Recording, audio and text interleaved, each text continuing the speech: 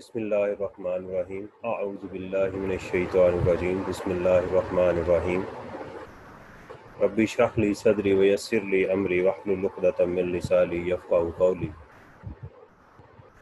आज सूरह बक़रा की 5वीं आयत का हम एनालिसिस करेंगे, वर्ड एनालिसिस।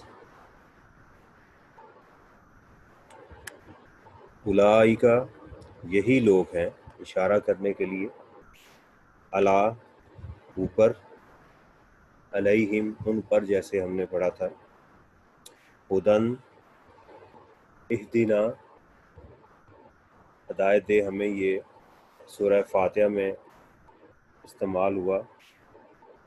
और हमने देखा था कि ये कुरान में ये लफ्ज़ हिदायत का जो है 316 टाइम्स 316 दफ़ा इस्तेमाल हुआ। वहाँ आया था इहदीना, सूरह फातिहा में लफ्ज़ इस्तेमाल हुआ था इहदीना, और यहाँ है हुदन। इनका मादा सेम है। इसका मादा क्या है?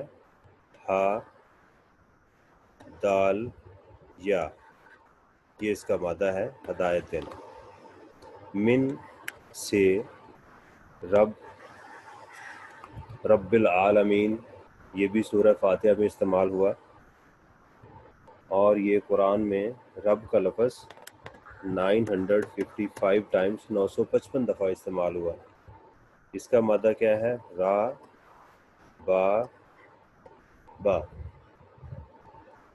मिन रब्बी, 3 अल्फाज हैं ये। मिन, से, रब, पालने वाला, हम, यानी हिम जो है वो बेसिकली वो को कहते हैं हम, तो होगा उनकी तरफ से। तो 3 लफ्ज़ हैं, मिन, रब, हिम। तो इसके लिए जैसे हम पढ़ते हैं, मैंने आपको बताया था कि एक सहाबी के लिए लफ्ज़ इस्तेमाल करना हो अनहा, 2 के लिए अनहुमा, और ज़्यादा के लिए अनहुम। इस तरीके मिन रब्बिहिम, अपने रब की तरफ से, यानी उनके रब की तरफ से, मिन रब्बिहिम, उनके रब की तरफ से। वा, और इसमें भी कोई नया लफ्ज़ नहीं है हमारे लिए। उलाइका, वही लोग हैं। हम, दोबारा आ गया, वो। मुफलिहून, फलाह पाने वाले। इसका मादा क्या है? फा, लाम, हा, फलाह। अब ये जो वाओ और नून है, ये हमें बताता है कि ये जमा का सीगा है, ज़्यादा लोग, यानी ज़्यादा लोग हैं जो फलाह पाने वाले हैं। तो आज ये एक नया लफ्ज़ हमारे लिए आया, और ये भी उर्दू में इस्तेमाल होता है। अच्छा, इसमें जो हमारा मादा था फा, लाम और हा, ये उर्दू में भी लफ्ज़ इस्तेमाल होता है फलाह, फलाह व बहबूद। बेसिकली इसका जो मीनिंग है वो है फाड़ना, चीरना किसी चीज़ को। तो इसलिए ये लफ्ज़ किसान के लिए भी इस्तेमाल होता है। तो किसान चूँकि ज़मीन को फाड़ता है, उसमें बीज बोता है, और फिर उससे फसल बनती है, और उस फसल से वो क्या करता है कि वो अपना भी काम चलाता है, उसको बेचता भी है, तो अल्टीमेटली उसको मिलती है, कामयाबी मिलती है। इसलिए फलाह का जो मीनिंग है वो कामयाबी भी है कुरान में। और ये 83 टाइम्स, 83 दफ़ा ये लफ्ज़ इस्तेमाल हुआ कुरान पाक में। तो इसका मतलब किसान को भी फलाह कहा जाता है, कामयाबी को भी फलाह कहा जाता है, और इससे फाड़ना भी है लफ्ज़। और उर्दू में हम फलाह व बहबूद का इस्तेमाल करते हैं जी, फलां शख्स फलाह व बहबूद का काम कर रहा है। इसी तरह नमाज में भी ये लफ्ज़ इस्तेमाल होता है, हय्या अलल फलाह। तो ये भी यहाँ पर क्या हुआ? कामयाबी, हय्या आए, अला तरफ, कामयाबी की तरफ आए। तो नमाज में हम अज़ान के अंदर ये लफ्ज़ हम सुनते हैं, तो कामयाबी की तरफ।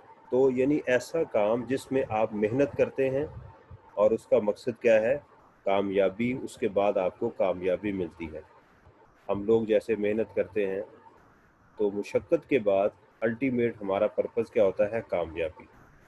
تو حیا علی الفلاح، تو اب دوبارہ ذرا اچھا اس میں فلاح جو ہے وہ ڈکشنری کے اندر یہ پتہ چلتا ہے کہ کامیابی اس کامیابی کو کہتے ہیں جس میں غنا ہو، مال و دولت ہو، لیکن پھر اس میں فقیری نہ ہو، غربت نہ آئے۔ فلاح یعنی مستقل طور پہ جو آپ کو کامیابی ملتی ہے، ایسی عزت جس میں ذلت نہ ہو، ایسا علم جس میں جہالت موجود نہ ہو، اس کو فلاح کہتے ہیں۔ یعنی اگر یہ چیزیں موجود ہیں تو وہ پیسہ جس میں آپ کو فقیری نہیں ہے وہ فلاح ہے آپ کے لیے، وہ عزت جس میں ذلت نہ ہو، اور وہ علم جس میں جہالت موجود نہ ہو، یہ بھی فلاح ہے۔ تو یہ ایک اردو کا لفظ تھا جو پہلی دفعہ ہمارے اس سبق میں آ رہا ہے۔ تو یہ آج کا تھا ہمارا۔ اب اس کو دوبارہ ذرا ہم دیکھیں۔ اولئک وہی لوگ ہیں، علی ہدایت پر، علی ہدی من ہدایت پر، من ربہم اپنے رب کی طرف سے، اور وہی اولئک وہی ہیں لوگ، وہ مفلحون جو فلاح پانے والے ہیں، کامیاب ہیں اس دنیا میں اور آخرت میں۔ السلام علیکم ورحمۃ اللہ وبرکاتہ۔